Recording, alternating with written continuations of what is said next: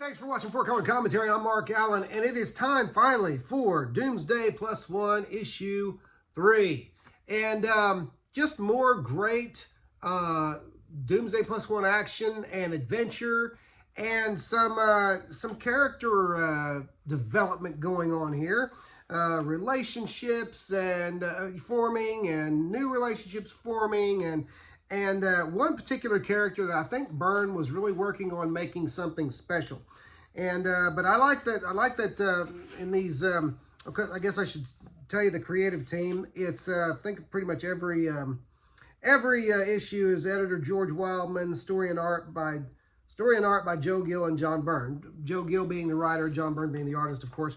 They open though with a prologue since issue number 2, and I like that. I like comics that do that. They just take a page. It doesn't take more than that, and it opens with the crew deciding that Boyd will take up a plane and investigate an alien ship that it has come into orbit into the Earth's orbit. And again, you know, from there the action and adventure ensues, and it's just kind of another great adventure in the inimitable style of John Byrne. Look at some of the storytelling and panel placement and splash pages that a young Byrne was really stretching his legs, so to speak, on this story or on this book. And love that Charlton was the company that just let him open up and do what he wanted. And so in this book, though, in this issue, we start to notice that Byrne is doing something special, I think, with Kuno the caveman. Sorry, it's a kind of a corny alliteration, but he was a caveman. They named him Kuno, and so that's what you come up with. Kuno the caveman. One of the things that's happening is that he is learning to read and write at an accelerated rate, handle the gadgets of that age at an accelerated rate. Even though he doesn't particularly like the airplanes and spaceships and stuff, he's learning to be comfortable with them. But once again, I would point out that this panel is going to point out again, highlight John Byrne's art, but also the fact that Byrne Robotics was hard at work again. Robots are in the story again as antagonists, kind of, okay? So I'm not going to give away anything but that, or give away anything more than that, but they are robotic, but you can read the story to find out what's going on. But look at Kuno burying that axe into the chest of that mechanical giant. I love that.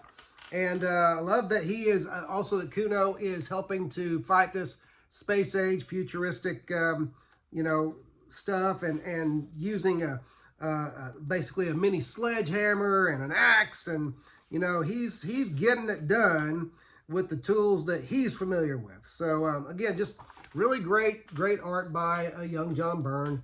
Always, as a young guy, always hungry, always just really working on his art. And it's actually Kuno who ends up being the, now this page is a little misleading. Don't think that Kuno has transcended to any godly level or anything. But Kuno does, I will say this without saying anything else, Kuno basically saves the day. He saves Earth from destruction. And it's not just through the brute force that you might expect.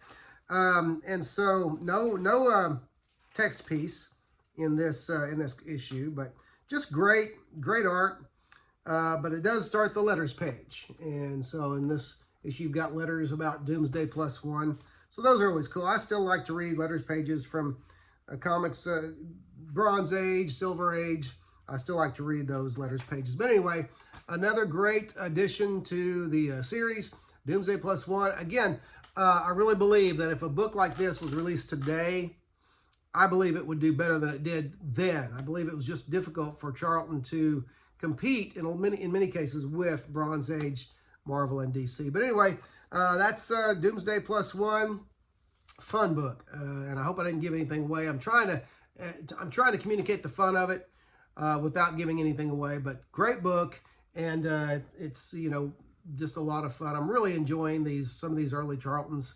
And I'm going to have to build up my Charlton collection if I want to do more of the series. I want to discover more of what they had back in the day. But anyway, that's it. Thanks for watching 4-Color Commentary. If you haven't, don't forget to like, comment, and subscribe. Especially comment, as I say here. I like to hear the feedback. I like to read the comments. I like the conversations that take place as a result of what I do here. But that's it. Thanks for watching 4-Color Commentary. I will be producing another video today right after this one because something came in the mail, so be looking for a mail call. And we'll talk to you next video. Thanks for watching. We'll see you then.